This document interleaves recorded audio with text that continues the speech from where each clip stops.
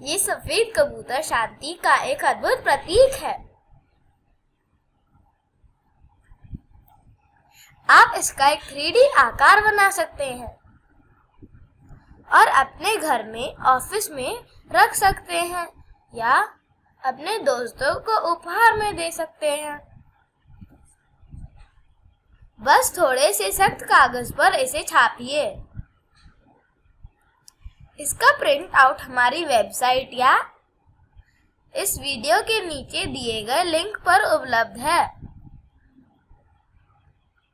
आपको बस इन गहरी रेखाओं के साथ काटना है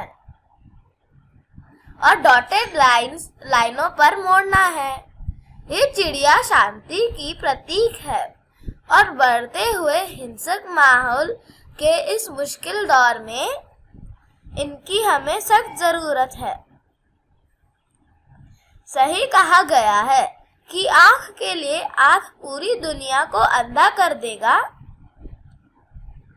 और बंद मुट्ठी से भी हाथ मिलाया जा सकता है।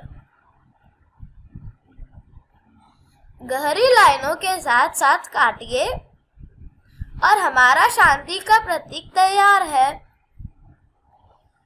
इस अंतिम डैश लाइन को दोनों तरफ मोड़िए, आधार बनाइए और अपने काम करने की जगह और घर को सजाइए और अपने मित्रों को उपहार दीजिए।